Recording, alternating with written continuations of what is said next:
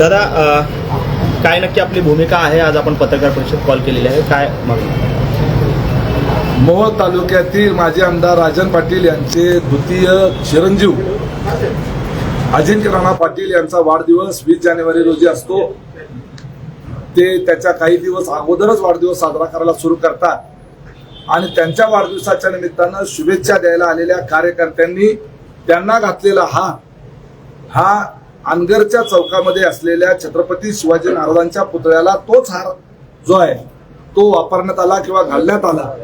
हा एक प्रकारे शिवाजी महाराजांचा अपमान आहे. आपण आपल्याकडे आलेले हार गुच्छ हे स्वीकारतो.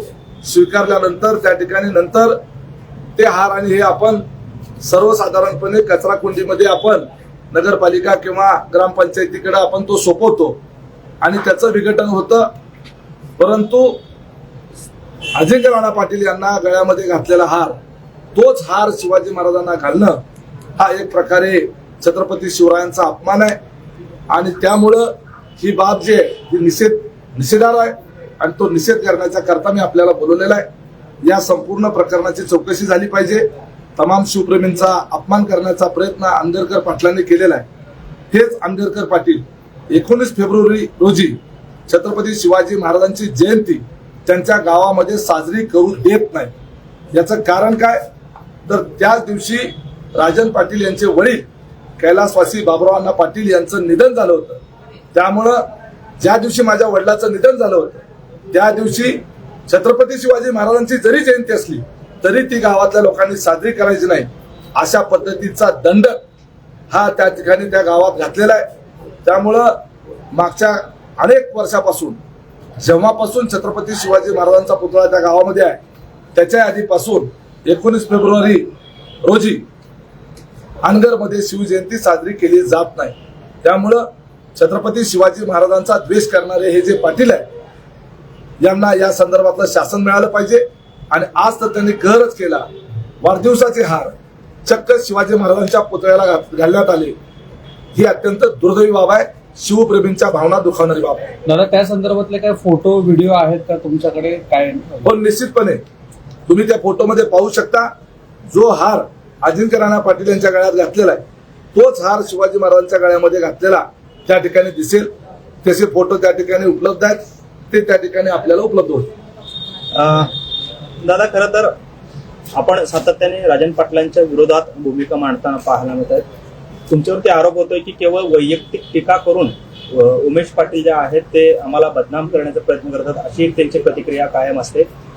काय नक्की या घटनेमधून असं काय अर्थ काढणार आहे?